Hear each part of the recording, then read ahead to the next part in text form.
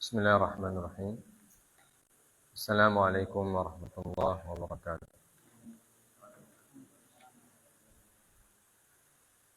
Alhamdulillahirabbil alamin. Alhamdulillahilladzi hadana li hadza wa ma kunna linahtadiya laula an hadana Allah.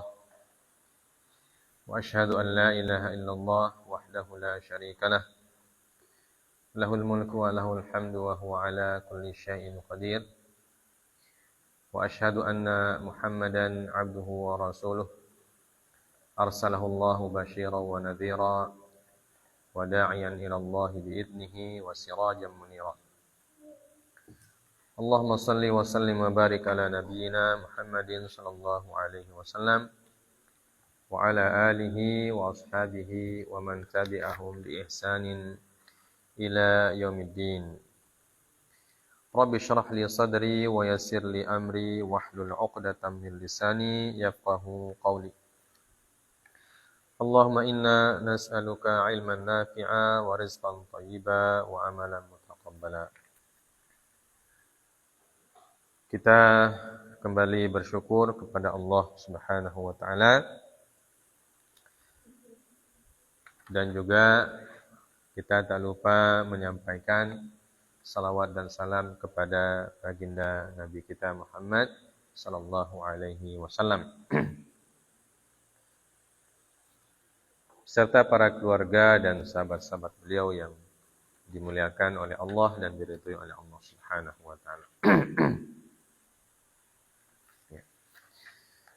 Kita kembali melanjutkan perkenalan kita dengan salah seorang imam dari di antara a'immatul muslimin, ya, imam-imam kaum muslimin, yaitu al-Imam An-Nawawi, ya, yaitu Imam Abu Zakaria Yahya bin Sharaf bin siapa? Bin Sharaf bin Mirri bin Hasan bin Husain bin Muhammad bin Jumu'ah bin Hizam An-Nawawi rahimahullahu rahmatan wasi'ah. Ya. Kita sudah sampai kemarin beliau menuntut ilmu di sebuah madrasah namanya Al-Madrasah Ar-Rawahiyah. Wadzalika, dan itu terjadi pada tahun 639. Ya. 639 abad ke-7. Nah, Al-Imam Asy-Syafi'i kita sebutkan kemarin lahir tahun 152. Ya. Jadi Imam Asy-Syafi'i abad ke-2. Ya. 152. Jadi jarak antara Al-Imam An-Nawawi dan Imam besar Imam Asy-Syafi'i sekitar 5 abad, ya, 500-an tahun. Beliau menghafal kitab At-Tanbih dalam kurun waktu 4 bulan saja. Ya, Masya Allah. Kemudian beliau seperti para ulama zaman dulu, mereka belajar tidak di kelas. Ya. Jadi belajarnya itu tidak punya kurikulumnya atau manhaj tadrisnya atau metode belajarnya tidak sama dengan kita sekarang. Mereka belajar itu per kitab. Ya. Jadi satu kitab dibaca dari awal sampai akhir. Ya. Jadi ada yang dihafal, ada yang dibaca, ada yang didengar dan seterusnya. Kemudian beliau kita lanjutkan bacaannya. Wa qara'a al-Muhadzab li-Syairazi fi baqi sanah ala syaikhihi al-Kamal Ishaq bin Ahmad bin Uthman al-Maghribi al-Maqdisi wa huwa awwalu syuyukhuhu fil fiqh wa qad lazamahu mulazamatan syadidatan fa'ajaba bihi lima ra'a min mulazamatihi lil ishtighali wa adami ikhtilati bin nas wa habbahu mahabbatan syadidatan wa ja'alahu ma'idad darsi bi halaqatihi li aktsaril jamaah. Dan beliau membaca kitab Al-Muhadzab.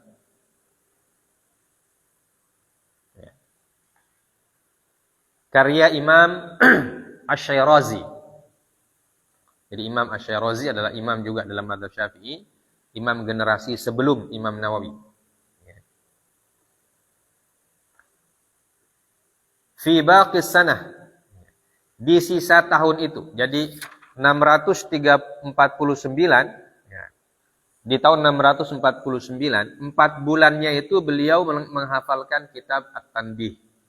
Ya, kitab At-Tanbih. Kemudian sisa tahunnya, berarti 12 kurang 4 berapa jadinya? 8 tahun setelah 8 bulan, ya. 8 bulan setelah itu beliau membaca kitab Al-Muhadzab. Qara'a ala, ya, membaca kepada. Jadi beliau membaca, didengar oleh gurunya. Qara'a ala syekhihi Al-Kamal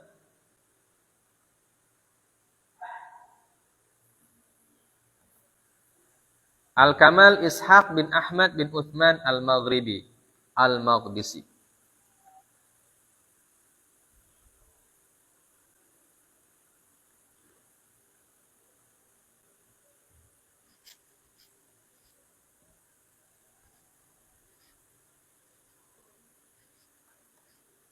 Ya. Beliau membaca kitab Al-Muhadzab kepada syekhnya, yaitu karya Imam Asy-Syirazi kepada syekh beliau Ishaq bin Ahmad bin Uthman Al-Maghribi Al-Maqdisi. Ya.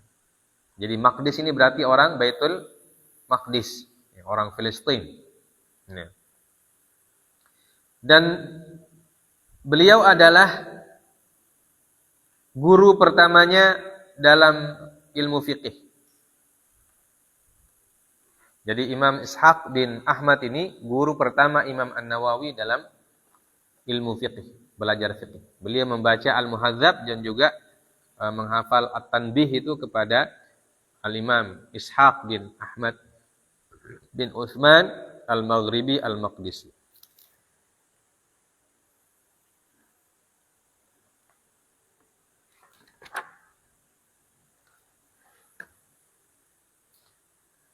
Dan beliau bermulazamah kepada Imam Ishaq dengan mulazamah yang syadidah. Di sini disebut syadidah. Ini mulazamahnya sangat-sangat dekat, ya, sangat lama. Ya, mulazamah itu artinya berguru secara khusus.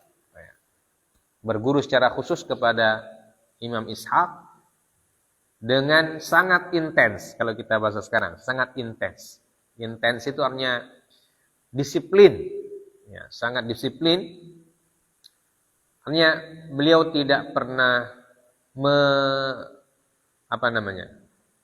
tidak pernah menyia-nyiakan waktu atau tidak pernah menghilangkan kesempatan, ya, untuk bermulazamah kepada Imam Ishaq bin Ahmad. Ya. Dan beliau sangat kagum dengan gurunya ini, sehingga beliau bermulazamah itu lil ishtighal wa adam ikhtilatihi bin nas. Ya. Karena gurunya ini punya karakteristik yang yang istimewa. Karena beliau ini fokus mengajar, ya. Fokus mengajar dan tidak berikhtilat dengan manusia. Tidak banyak bergaul. Tidak banyak berinteraksi dengan orang. Jadi dia fokus. Jadi guru beliau ini adalah guru yang fokus mengajar. Jadi melihat hal tersebut Imam Nawawi juga merasa kagum. Ya. Hidup sederhana, ya, tetapi punya semangat yang sangat-sangat kuat untuk mengajarkan agama Allah Subhanahu wa taala kepada manusia. Wa ahabbahu mahabbatan syadidah. Dan beliau mencintai gurunya ini dengan kecintaan yang sangat tulus. Wa ja'alahu ma'idad dars bi halaqatil jamaah. Dan beliau menjadi rujukan Imam Nawawi dalam mengajar. Ya. Ketika beliau membuat halaqah atau membuat majelis untuk orang lain, beliau sangat terpengaruh dengan metode gurunya itu, ya, Imam Ishaq bin Ahmad Al-Maghribi itu. Ya. Jadi sangat terkesanlah beliau. Karena beliau bermulazamah dengan gurunya ini sangat intens, sangat dekat. Ya. Jadi kalau kita berguru pada zaman dahulu begitu. Ya. Kalau kita berguru kepada seorang guru dan kita tidak pernah berpisah dari awal kita belajar sampai kita dinyatakan lulus oleh guru tersebut, ya, biasanya metode mengajar kita juga akan meniru guru. Ya. Bahkan cara berbicaranya, ya, gerakan tangannya pun kita ikuti. Ya. Metode mengajarnya, bahkan kalau kita mengajar pelajaran yang kita pelajari kepada guru tersebut, kita ketika mengajar itu masih terbayang guru kita itu mengajar kita di muka gitu. Ya. Itu namanya mulazamah. Nah, itu metode belajarnya orang dulu. Ya. Sehingga mereka sangat terpengaruh dengan gurunya. Baik dari sisi metode belajar, metode mengajar, cara membaca, cara menjelaskan, ya, cara menulis, bahkan nada bicara, akhlak, perilaku dan lain sebagainya, itu akan terpengaruh dengan guru. Berbeda kalau di pendidikan kita sekarang.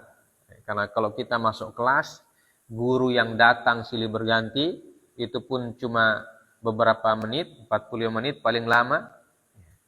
Apalagi kalau kita tidur di kelas, ya, atau kalau kita tidak masuk kelas, itu pengaruhnya sangat sedikit. Ya. Makanya setelah kita lulus sekolah, kita lupa semua itu kita punya guru itu. Namanya pun kita lupa. Ya. Tapi ada guru yang menurut kita berpengaruh dengan kita ketika belajar di kelas. Dan guru itu tidak akan kita lupakan. Ya. Nah, ini kita belajar dari sini bagaimana kata beliau, apa yang menyebabkan Imam Nawawi sangat mencintai gurunya ini. Karena gurunya ini kalau mengajar, ya, dia tidak konsentrasinya fokus ke mengajar itu. Tidak memikirkan hal-hal yang lain.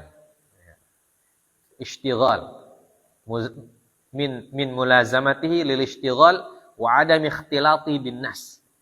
Jadi beliau tidak memikirkan apa-apa lagi ketika mengajar, ya mengajar saja, fokus mengajar itu. Ya. Nah, itu guru yang betul-betul tulus. Guru yang memang ingin mengajar orang. Ya. Ada guru yang memang ingin mengajar, artinya dia ingin melihat murid-muridnya itu bisa. Ya. Ada guru yang sekedar datang, ya, kemudian memberikan materi, habis itu dia pulang. Ya. Dia tidak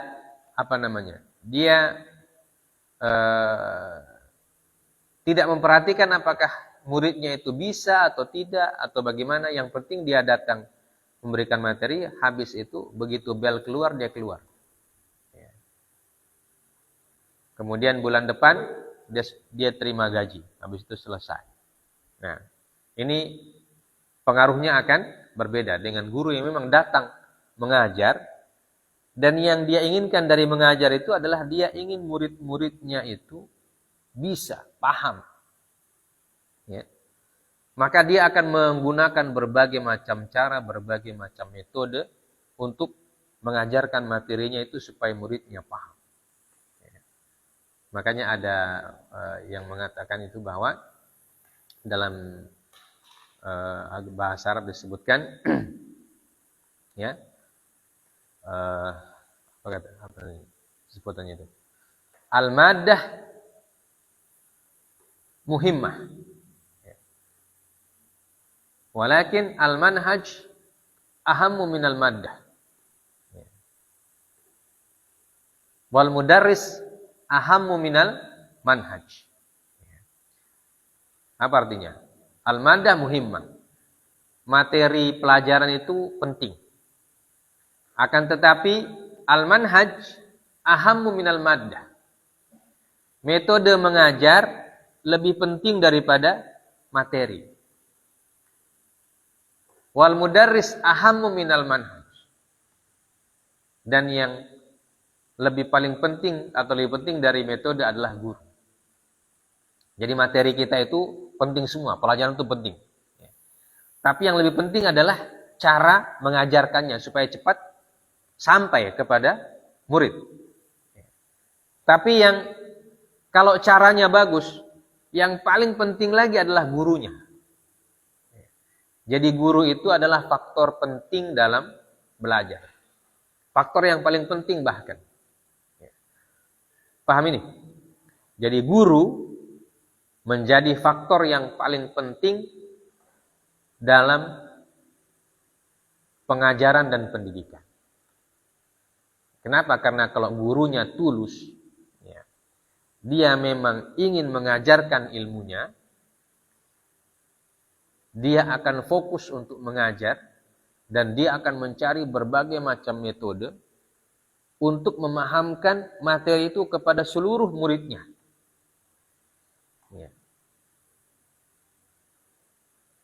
Dia tidak hanya fokus kepada murid yang pintar-pintar saja.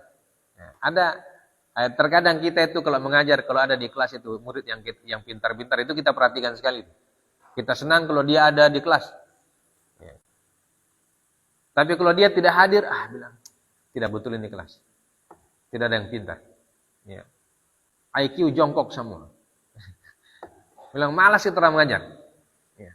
Karena apa? Karena capek. Ya. Menjelaskan kepada orang yang jongkok itu capek sekali. Apalagi kalau kita mengajar pelajaran-pelajaran yang sulit. Ya. Tapi kalau ada yang pintar muncul di situ, kita mengajar itu semangat. Kalau kita kasih pertanyaan dia jawab. Jadi terjadi apa? Terjadi dialog antara guru dan murid. Ya. Kalau dengan yang jongkok-jongkok, kita kasih pertanyaan yang gampang tidak yang berjawab. Ya. Dia pusing guru. Bagaimana caranya kasih pahamin? Ya. Nah itu. Nah, kalau guru yang memang betul-betul ini mengajar, dia akan mencari metode supaya bagaimana supaya ini murid paham. Ya. Ini fiil, ini fa'il, berbulan-bulan tidak tahu mana fiil, mana fa'il. Ya. Mana mubtada, mana khabar. Ya. Mana fiil, mana fa'il, mana maf'ul, mana marfu, mana mansub. Ulang-ulang terus, tidak paham-paham. Ya. Nah, kalau guru yang baik, dia akan cari metode. Ya, makanya kalau minggu lalu lain metodenya, baru minggu ini lain lagi metodenya, berarti itu guru sedang menggunakan metode yang baru atau mencari metode yang baru supaya muridnya itu paham. Ya. Nah, seperti Imam Syafi'i yang kita sebutkan itu, ada muridnya yang tidak paham. Siapa namanya Imam? Siapa? Siapa muridnya Imam Syafi'i yang tidak paham-paham? Ini tidak paham juga ini semuanya. Siapa? Siapa? Siapa namanya? Kasih besar suara, tidak dapat dengar. Atha? Tidak ada. Muridnya Imam Syafi'i benar punya Imam Atha. Imam Ar-Rabi'.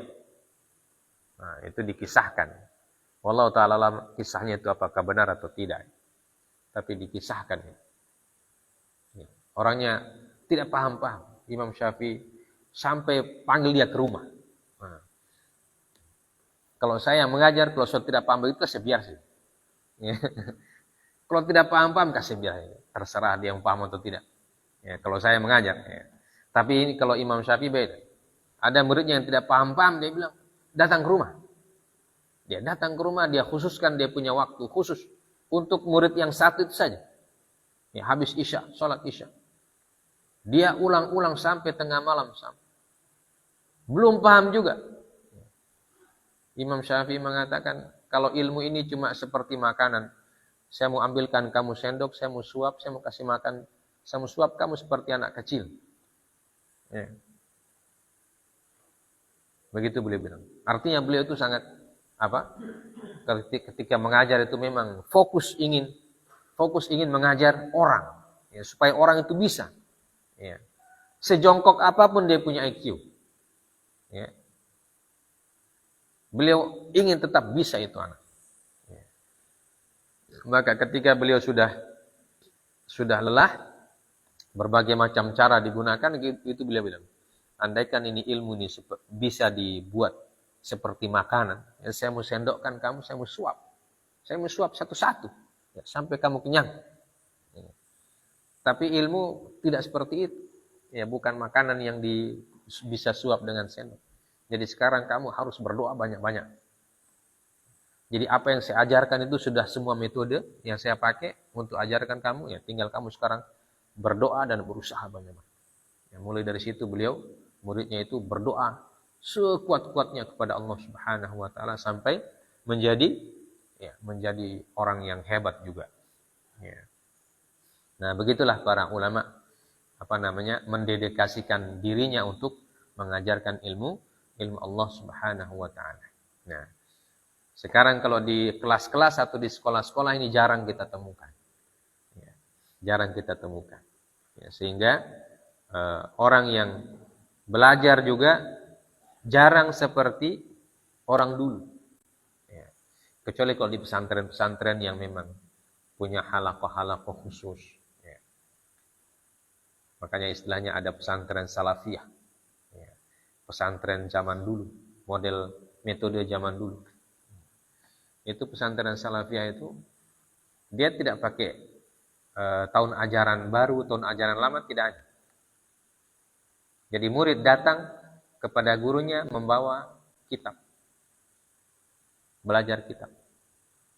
Dari kitab yang paling dasar, paling sederhana, dia baca sama gurunya sampai kitab yang paling tinggi. Jadi kelasnya itu tidak ada kelas 1, 2, 3, 4, 5, 6. Kelasnya disebut dengan kelas kitab. Misalnya kitab, kalau di fiqih itu biasanya kitab Matan Abu Syuja'. Apa namanya? Kitab Takrib, Al-Ghayah wa Takrib yang kita baca itu. Nah, itu dibaca kepada guru, didengarkan penjelasannya, terkadang gurunya menyuruh menghafal dan seterusnya. Ya, sampai dibolak-balik, dianggap bisa, baru pindah kepada kitab yang lebih besar. Terus seperti itu. Jadi kelasnya dinamakan dengan kelas kitab. Ya. Kalau kelas nahwu mulai dari Ajurrumiyah, ya, Matan al-Ajurrumiyah, ya, itu sampai selesai, sampai paham. Kalau ditanya paham, bolak-balik tetap paham, ya, baru pindah ke kitab yang lebih besar, Al-Imriti, penjelasan dari kitab Al-Ajurrumiyah, terus sampai yang tinggi. Ya. Itu namanya pesantren salafiyah. Ya. Kalau sekarang diistilahkan pesantren tradisional. Nah, itu ada sampai sekarang pesantren-pesantren seperti itu. Nah, itu kalau gitu kita belajar kepada syekh itu. Jadi guru yang kita kenal ya cuma itu saja. Ya. Cuma ustadz itu saja yang kita kenal. Nah, kalau kita pindah ke kitab yang lain, baru ganti guru. Atau kalau tidak guru yang tadi juga mengajar yang itu, maka kita lanjutkan sampai selesai. Ya, begitu metodenya. Ya, sehingga seperti Imam Nawawi ini, pengaruh gurunya begitu besar kepada beliau sampai cara mengajar pun metodenya beliau melihat atau meniru gurunya. Ya, ini salah guru yang pertama beliau dalam ilmu fikih. Kemudian syuyukhuhu. Beberapa orang guru-guru beliau yang lain. Ya, jadi para ulama itu nama gurunya terdaftar. Ya. Nama gurunya terdaftar. Kalau kita orang nama guru kita terdaftar atau tidak? Ya. Kita orang selalu lupa itu nama guru-guru. Ya.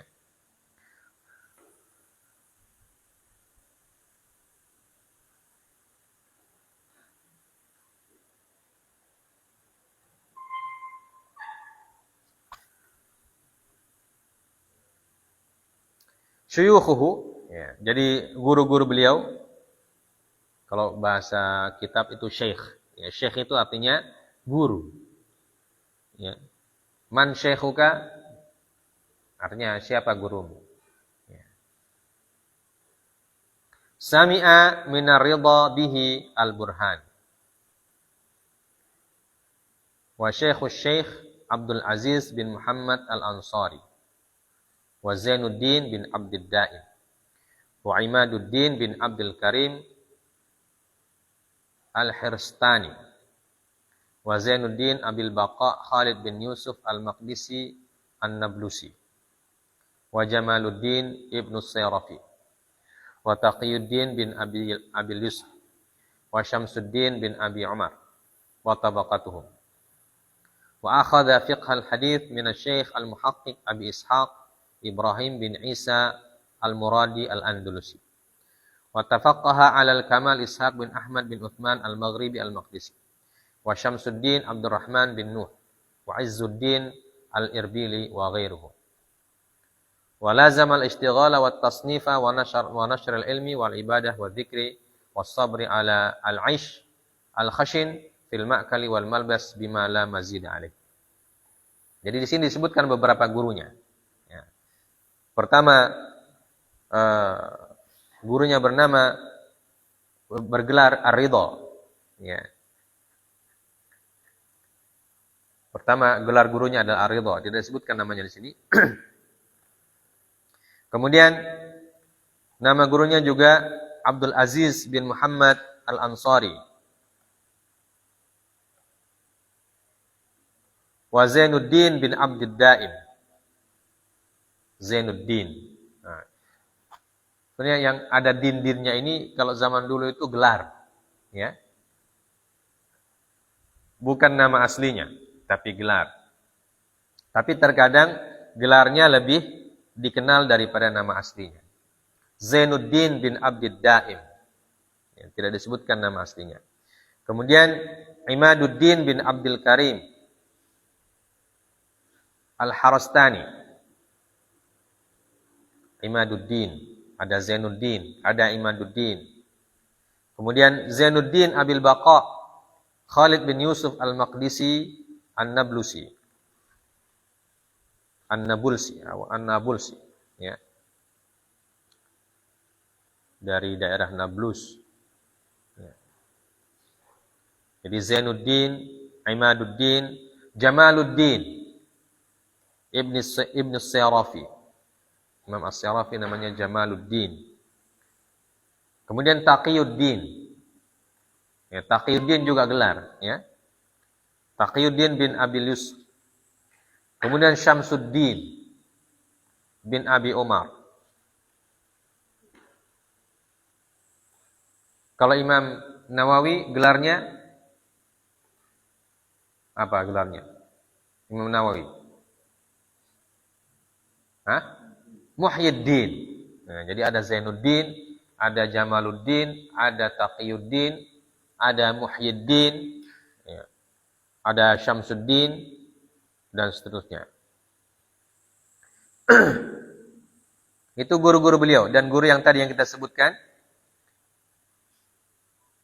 beliau belajar hadis kepada Imam Abi Ishaq Ibrahim bin Isa al-Muradi al-Andalusi.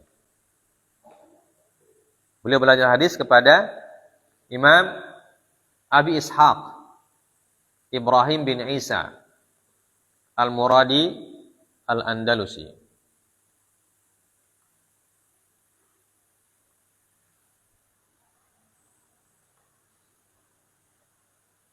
Kemudian belajar fikih kepada tadi imam yang kita sebutkan, Ishaq bin Ahmad bin Uthman al-Maghribi. Kemudian guru beliau juga bernama Syamsuddin Abdurrahman bin Nuh. Ini gelarnya Syamsuddin. Dan yang terakhir disebutkan Izzuddin Al-Arbili. Izzuddin. Ini juga gelarnya, Izzuddin. Iz itu artinya apa? Iz. Keagungan. Ya. Iz. Keagungan agama. Izzuddin Al-Arbili. Nah, ini nama-nama guru-guru beliau di antaranya. Dan guru utamanya adalah dalam bidang fiqih Ishaq bin Ahmad bin Uthman Al-Maghribi, dalam bidang hadis Ibrahim bin Isa Al-Muradi Al-Andalusi. Jadi orang Andalus. Jadi orang Spanyol ini, guru beliau ini orang Spanyol. Ya. Ya, jadi zaman dulu itu ya, Spanyol itu bagian dari bagian dari khazanah sejarah Islam. Ya. Bukan hanya di bidang politik, tapi juga di bidang ilmu pengetahuan. Ya. Banyak imam-imam yang berasal dari Spanyol. Ya. Kalau sekarang orang kenal Spanyol dengan apa? Nah? Orang kenal Spanyol dengan klub sepak bolanya. Ya. Kalau zaman dulu Spanyol itu dikenal dengan para ulamanya. Jadi sekian banyak ulama datang dari Spanyol. Imam Al-Qurtubi dari Spanyol. Siapa lagi?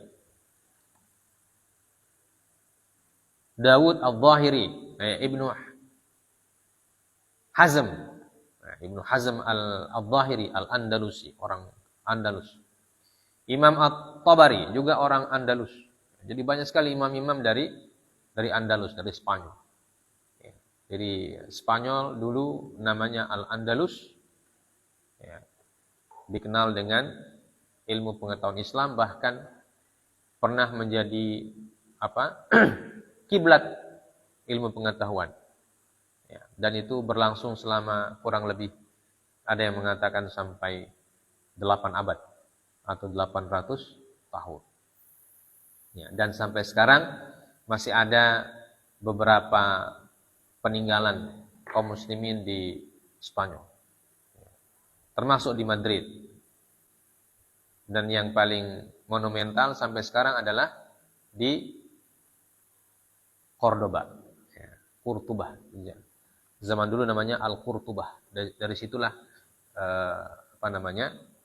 negerinya Imam Al-Qurtubi. Ya, imam dalam bidang tafsir. Dari Cordoba. Masjidnya masih ada. Bahkan istananya masih ada. Komplek istana Cordoba itu masih ada sampai sekarang. Ya. Sekarang yang dikenal hanya dia punya klub sepak bola. Ya. Jadi salah seorang imam yang menjadi gurunya Imam An-Nawawi adalah Abi Ishaq Ibrahim bin Isa Al-Muradi Al-Andalusi, orang Andalusia. Kemudian beliau lazam al-ishtighal wa tasnif wa nashr al-ilmi wal ibadah wa dzikr was sabr al-aish al-khashin fil ma'kali wal malbas bima la mazid alaih. Jadi Imam Nawawi ini adalah orang yang menyibukkan diri dengan apa? Dengan belajar, mengajar, mengarang kitab, menyebarkan ilmu, ibadah, zikir, dan bersabar dengan kesederhanaan hidup. Ya. Jadi beliau ini begini memang orang menuntut ilmu. Ya. Saking sibuknya dan belajar, sampai-sampai dia tidak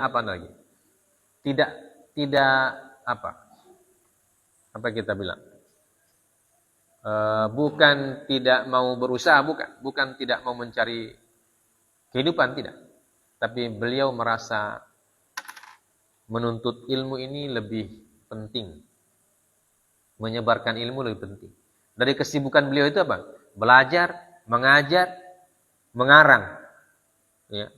Mengarang kitab, menulis kitab, kalau sekarang istilahnya menulis. Ya. Kemudian beribadah dan berzikir. Ya. Sedang untuk hidup beliau cukupkan dengan apa yang beliau punya. Ya. Al-aish al-khashin disebutkan. Al-aish al-khashin artinya hidup yang sangat sederhana. Ya. Atau berkekurangan bahasa kita. Jadi beliau tidak terlalu tidak terlalu memperhatikan tentang al-ma'kal wal masyrab. Ya. Makanan atau minuman. Seadanya saja apa yang ada. Ya.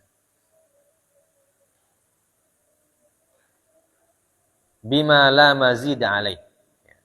Bahkan kehidupan beliau itu sangat-sangat sederhana. Ya. Kalau kita tidak mengatakan fakir, kita sebut sederhana saja. Ya. Jadi beliau belajar memang untuk belajar. Ya. Berbeda dengan orang sekarang. Sekarang yang dicari itu pesantren yang ada AC-nya. Ya. Makannya 3 kali sehari. Tidurnya nyenyak. Ya. Kasurnya empuk. Nah itu orang begitu. Kamu mau belajar tuh pengen tidur. Ya. Mau belajar tapi makan. Ya. Kalau orang mau pergi belajar, dia makan jadi nomor 2 atau nomor 3. Nomor pertama belajar. Ya. Nah, makanya itulah bedanya ilmu kita sekarang dan ilmunya para ulama dulu. Karena mereka pergi belajar memang betul-betul untuk belajar. Ya. Bukan cuma pindah tidur dari rumah ke pondok. Ya.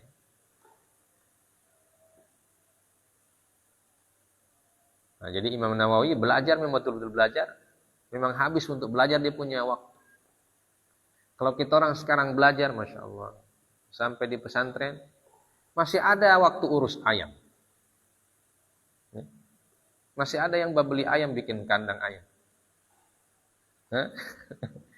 Coba itu waktu urus ayam pakai menghafal Quran.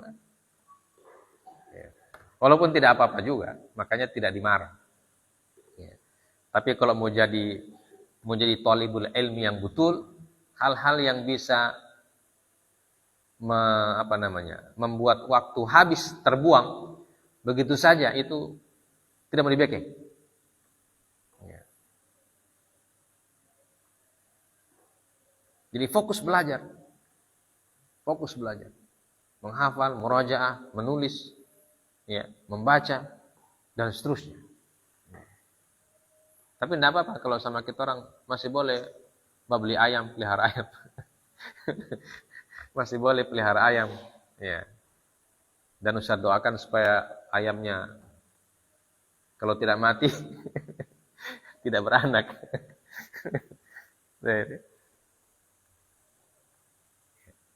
Masih bisa belajar yang lain, bisa bertani untuk mengisi waktu supaya tidak terlalu tegang ya, otak. Ya itu tidak apa-apa. Makanya kita tidak larang. Ya. Yang penting ketika belajar dia paham. Ya. Jangan habis waktu di pelihara ayam, pelajaran tidak paham. Ya. Murajaah tidak. Tambah hafalan tidak lagi.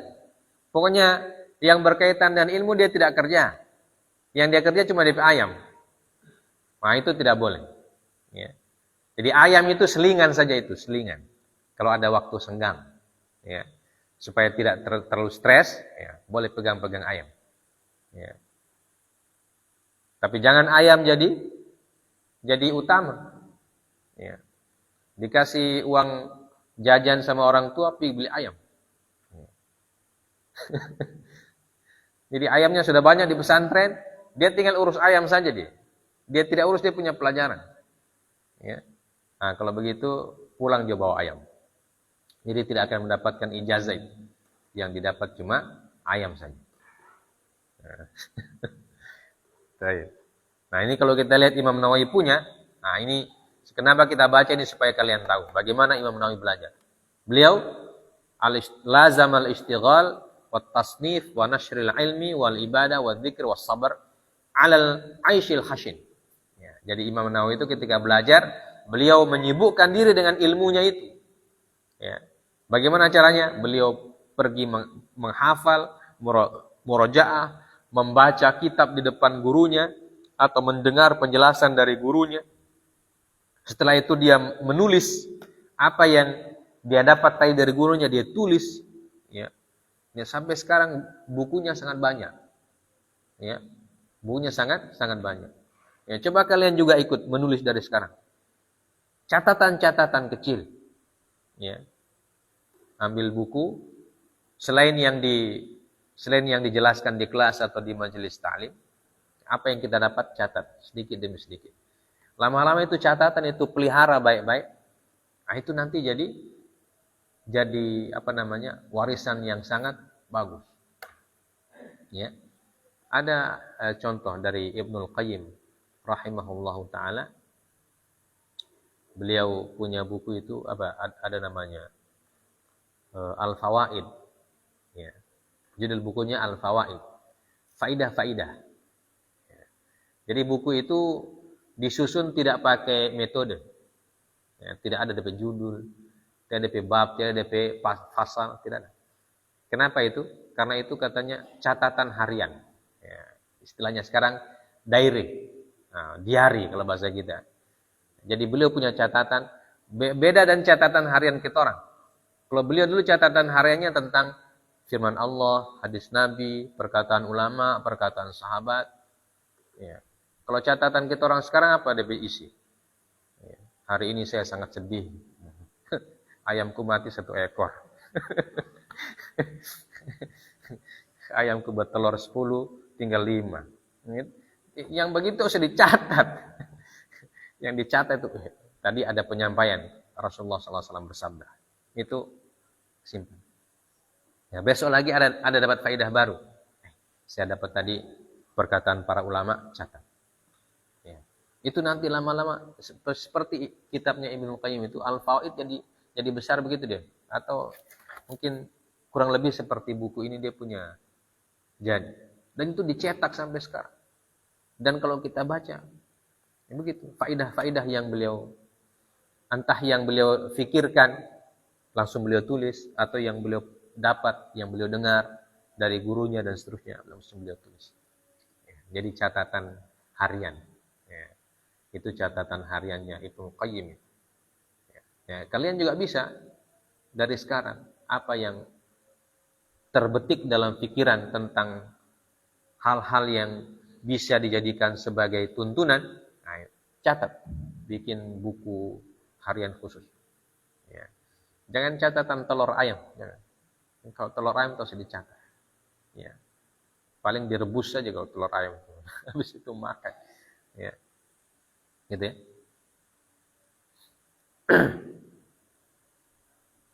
Nah, begitu para ulama dulu. Nah. Kemudian hasilnya talamidatuhu. Takharaja bihi jama'atun minal ulama. Minhumul Khatib Sadruddin Sulaiman Al-Ja'fari wa Shihabuddin Al-Arbadi wa Shihabuddin Ibni Ja'wan wa Alauddin Al-Attar wa haddatha anhu Ibnu Abil Fath wal Mizzi wa ghairuhu.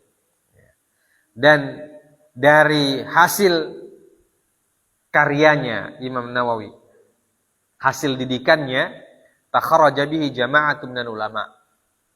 Beliau berhasil mendidik sekian banyak para ulama yang disebut jamaah. Jamaah itu artinya banyak, ya kan? Jadi beliau berhasil mendidik sekian banyak para ulama. Ya, disebutkan diantaranya itu adalah Al-Khatib Sadruddin Sulaiman Al-Ja'fari. Kemudian Shihabuddin Al-Arbidi. Kemudian Shihabuddin bin Ja'wan.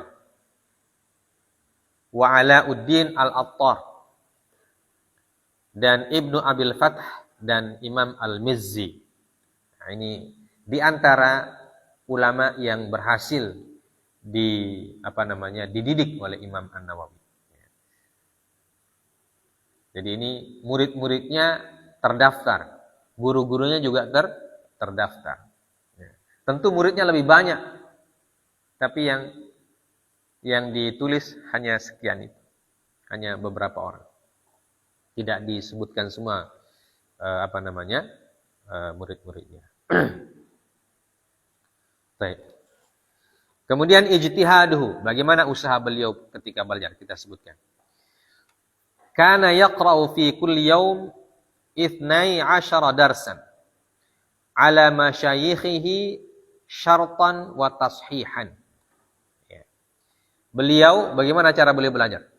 Beliau setiap hari itu ya membaca 12 pelajaran kepada para syekhnya. Ya. Syartan wa tashihan. Ya. Entah itu belajar untuk syarat atau belajar untuk tashih. Ya. Ini istilah pendidikan zaman dulu. Ya, syarat artinya disyaratkan oleh gurunya, kamu harus baca ini. Ya. Kalau tashih, yaitu dibacanya ditashih oleh gurunya, diperbaiki atau dibenarkan oleh gurunya. Jadi 12 pelajaran beliau setiap hari. Perinciannya darsaini fil wasit lil Ghazali. 2 pelajaran dalam kitab Al-Wasit karya Al-Imam Al-Ghazali. Imam Al-Ghazali salah seorang imam besar dalam mazhab Syafi'i, ya. Beliau adalah seorang imam ahli fiqih, kemudian juga seorang filsuf, ya, dan lain sebagainya, memiliki banyak keahlian. Jadi beliau punya dua pelajaran atau dua kali belajar Al-Wasit dalam satu hari. Kemudian darsun wa darsan fil muhadzab lisyirazi. Artinya 1 pelajaran dalam kitab Al-Muhadzab. Ya. Karya Imam Asy-Syirazi.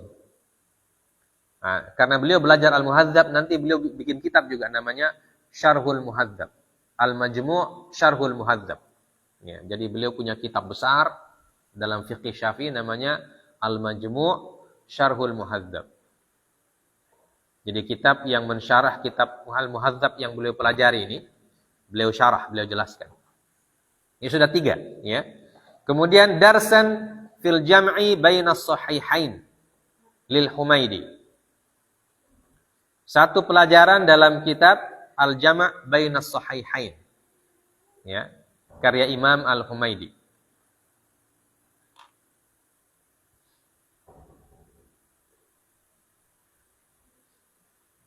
Dalam ilmu hadis berarti ini, ya. Kalau Al-Wasit itu kalau tidak salah usul fiqih, ya. Lil Ghazali, Al-Muhadzab dalam bidang fiqih, Al-Jama' bainas sahihain dalam ilmu hadis, 1 pelajaran karya Imam Al-Humaidi. Kemudian darsan fi sahih Muslim. Darsan fi sahih Muslim, 1 pelajaran dalam sahih Muslim, belajar sahih Muslim. Makanya beliau juga punya kitab syarah Sahih Muslim. Ya. Kemudian wadarsan fil Luma' libni Jinni. Al-Luma' ini kitab akidah. Karya Ibnu Jinni. Wadarsan fi Islahil Mantiq libni Sikit. 1 pelajaran dalam kitab Islahul Mantiq karya Ibnu Sikit. Islahul Mantiq ini ilmu tentang logika, ya, mantiq. Kemudian 1 pelajaran dalam bidang tasrif, ilmu saraf. Kemudian 1 pelajaran dalam bidang usul fiqih. Kemudian 1 pelajaran dalam bidang Asma'ur Rijal. Asma'ur Rijal ini hanya berilmu tentang pelajaran tentang para perawi hadis. Ya, asma'ur rijal, tentang nama-nama mereka. Jadi nama-nama perawi hadis itu dihafal. Ya, diteliti. Kemudian darsan fi usuluddin. Ya. Kemudian satu pelajaran dalam ilmu usuluddin. Ya, ilmu usuluddin itu ilmu akidah atau ilmu tauhid.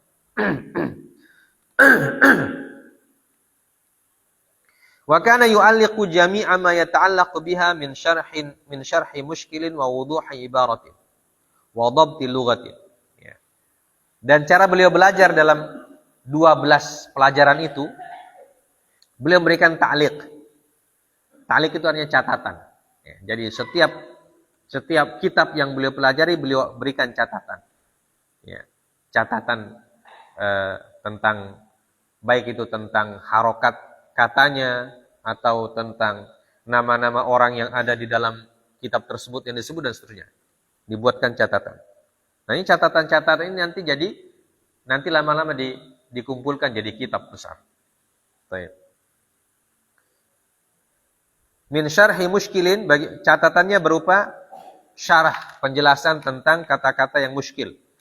Kata-kata yang yang sulit dipahami. Ya, muskil namanya. Kemudian wa wuduhi ibaratin, atau untuk menjelaskan ibarah, memperjelas ungkapan ini apa maksudnya, gitu. Wa dhabti lughah. Ya, dhabti lughah itu artinya memperbaiki bahasa. Ya, memperbaiki bahasanya, atau menunjukkan mana kalimat atau mana ucapan yang pas untuk sebuah kata. Nah, biasa kan dibaca rafa atau menasab atau jar, ya, dan seterusnya. Wa kana la yudayyi awqatahu illa fil ishtighali bi talabil ilm. Hatta innahu fi dhahabihi wa iyabihi fi at-tariq yashtaghilu fi tikrari mahfudhihi wa mutala'atihi. Ya. Dan beliau tidak pernah membuang-buang waktu kecuali untuk menyibukkan diri dalam menuntut ilmu. Sampai-sampai dalam perjalanan beliau pergi dan pulang. Ya. Jadi pergi ke tempat gurunya dan pulang ke rumah, apa yang beliau kerjakan? Beliau mengulang hafalannya atau mengulang bacaannya. Jadi di jalan. Ya. Kalau di jalan itu menghafal di jalan dia. Ketika pergi atau ketika pulang. Ini betul-betul thalibul ilmi. Kalau kita orang pulang kampung, hilang itu pelajaran semua. Ya, tinggalkan di pesantren pelajaran. Ya, begitu masuk kendaraan pulang kampung, terbebas dari penjara suci ini. Ya. Jadi yang kita melihat pemandangan dulu. Ya. Yang dilihat pemandangan, pohon-pohon, pantai, apa semua, orang lewat jual ikan. Padahal tiap hari yang dilihat itu situs. Ya. Apa yang diajarkan Ustadz sudah lewat. Nah, nanti kalau kembali lagi baru hilang. Ya, kalau beliau ini di jalan pun beliau murajaah. Ya, beliau murajaah, beliau membaca. Ma'ama huwa alaihi minal mujahadah bi nafsi wal amal bi bidaqaiqil wara' wa tasfiyatin nafsi minats thawaib hatta sara fi waqtin qasir hafizan lil hadithi wa fununihi aliman bil fiqhi wa usulihi wa asbaha ra'san fi ma'rifati madhhabil Imam Syafi'i rahimahullahu ta'ala wa ghairihi minal a'immah. Ya. Maka berdasarkan mujahadah tersebut, apa yang beliau lakukan, mujahadah, usaha yang begitu keras dan mengamalkan berbagai macam pelajaran-pelajaran tersebut bidaqaiqil wara', dan beliau adalah orang yang wara'. Orang wara' itu artinya orang yang menjaga istilah sekarang kredibilitasnya, ya. Ya. Menjaga dia punya integritas. Wara' itu orang yang berintegritas. Ya. Itu orang berintegritas dan orang wara'.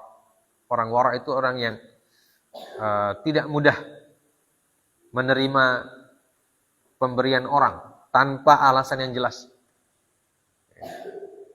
Karena memang orang-orang alim itu sering orang bakasi, babujuk dan lain sebagainya. Apalagi kelihatan orang alim yang ilmunya, ada orang yang kaya raya, yang melanggar sesuatu, ya, melanggar aturan agama, dia bilang, tolong berikan fatwa dulu dalam bidang ini.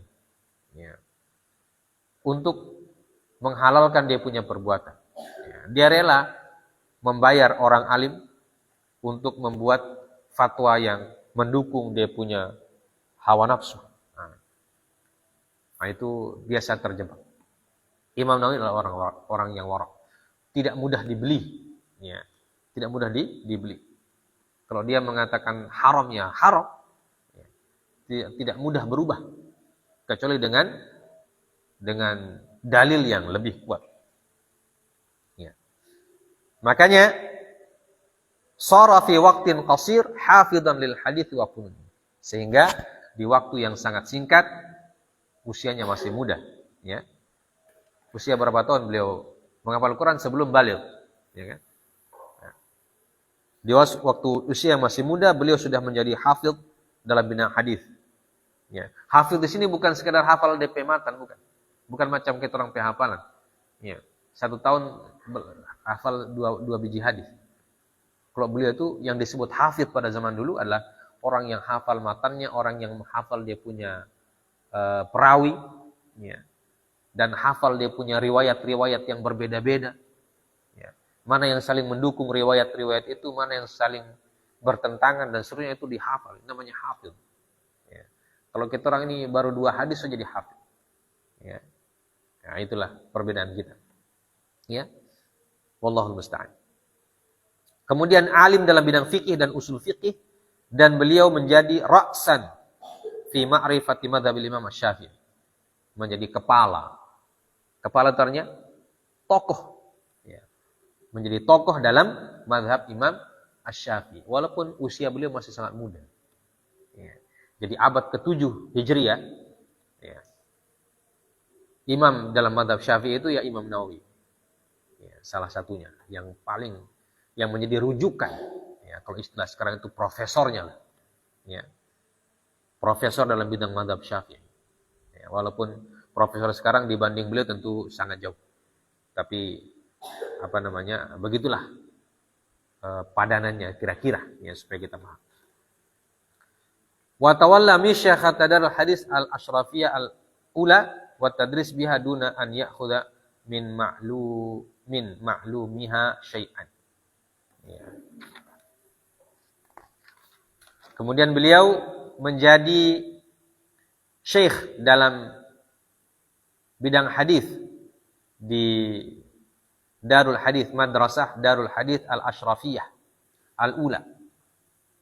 Wa tadris biha duna an ya'khudha min ma'lumiha syai'an. Jadi beliau mengajar tetapi tidak mengambil ma'lumiha syai'an, gaji sedikit pun. Jadi beliau tidak ambil gaji dari mengajar di Madrasah Darul Hadis Al-Asyrafiyah.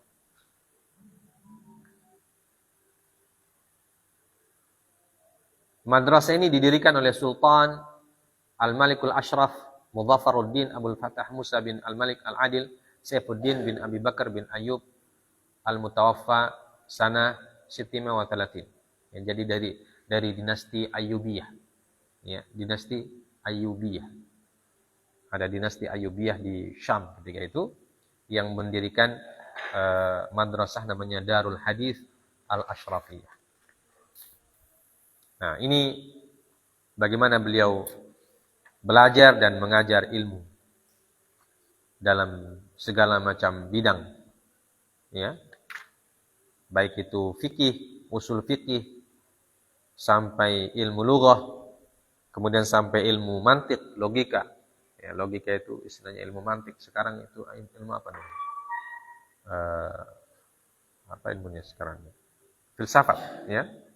Beliau juga belajar filsafat dan lain sebagainya dalam waktu yang sangat singkat. Kemudian beliau menjadi guru, ya, dalam usia yang sangat muda. Jadi ini yang bisa kita contoh, ya, apa yang beliau lakukan ketika belajar itu seperti apa, ketika mengajar seperti apa. Dan ketika mengajar beliau tidak tidak menjadikan profesi mengajar itu sebagai profesi untuk mengambil gaji atau untuk mencari makan, tidak. Ya. Jadi beliau ini orang yang belajarnya sangat tulus dan ikhlas, mengajarnya juga sangat tulus dan ikhlas. Ya, dan tidak gampang mencari orang seperti ini. Ya, di zaman kita sekarang apalagi. Ya. Di zaman sekarang ini ya, susah kita mencari guru yang ketika belajar dia sangat tekun dan ketika mengajar pun tulus. Ya. Semoga kita mendapatkan guru seperti itu. Ya. Dan itu tentu mulai dari kita. Ya. Bagaimana kita belajar, begitu nanti kita mengajar. Ya. Jadi kalau kita belajarnya main-main, asal-asalan, nanti ketika jadi guru ya begitu. Ya. Asal-asal mengajar. Ya, kadang tidak mengajar yang penting terima gaji. Ya, naudzubillahi min dzalik. Nah, itu berawal dari cara kita belajar. Ya, jadi kalau cara kita belajar memang betul-betul mencontoh para ulama as-salaf as-salih, nanti ketika kita mengajar juga insyaallah kita akan mengajar seperti itu. Ya. Jadi yang menjadi dambaan kita adalah ridhonya Allah. Ketika kita mengajar itu kita ingin cari ridhonya Allah Subhanahu wa taala. Dan dunia tidak menjadi tujuan. Ya, dunia tidak menjadi tujuan. Andaikan Allah membukakan pintu rezeki, maka itu adalah bagian dari keberkahan. Ya. Bagian dari anugerah Allah Subhanahu wa taala yang juga harus tentu disyukuri. Ya. Tapi sekali lagi itu tidak menjadi tujuan kita ketika kita mengajar, apalagi yang kita ajar adalah ilmu agama. Ya. Mengajar ilmu agama tentu yang dikedepankan adalah ketulusan. Ya. Dan ini mulai dari ketika kita belajar. Nah, jadi proses ketika kita belajar itu akan menentukan bagaimana nanti kita mengajarkan ilmu yang kita punya. Jadi kalau kita belajarnya tulus, memang betul-betul untuk belajar karena Allah Subhanahu wa taala, maka nanti ketika kita mengajar juga akan seperti itu. Tapi kalau dalam belajarnya sudah salah niat ketika belajar, maka nanti mengajar juga pasti salah niat. Karena itu kan satu kesatuan yang tidak bisa dipisah. Ya, makanya para ulama zaman dulu mereka mengajar itu bisa bisa mengeluarkan para ulama ya, karena ketika mereka belajar juga seperti itu. Ya, tulus, betul-betul belajar, serius, tidak main-main. Ya. Bahkan semua waktunya digunakan untuk belajar, makan seadanya, tidur seadanya, minum seadanya, ya. Tidak bergaya hidup mewah dan seterusnya. Ya. Walaupun ada juga para ulama yang kaya raya, mereka gunakan dananya untuk belajar sebaik-baiknya juga. Ya. Jadi ini tergantung bagaimana proses kita belajar. Nah, begitulah nanti proses kita mengajarkan ilmu kepada orang lain. Ya, karena itu akan berhubungan. Wallahu ta'ala alam. Jadi ini yang kita pelajari malam ini. Ya, contoh-contoh aplikatif dalam belajar dari sosok tokoh yang sangat fenomenal dalam mazhab Syafi'i, Al-Imam An-Nawawi rahimahullahu ta'ala. Semoga bisa kita teladani dan bisa kita terapkan ya dalam kehidupan kita sebagai penuntut ilmu agama. Subhanakallah bihamdik asyhadu an la ilaha illallah asyhadu an la ilaha illa anta astaghfiruka wa atubu ilaik. Wassallallahu ala nabiyyina Muhammad wa ala alihi washabbihi wasallam. Wa akhiru da'wana alhamdulillahil alamin. Assalamualaikum warahmatullahi wabarakatuh.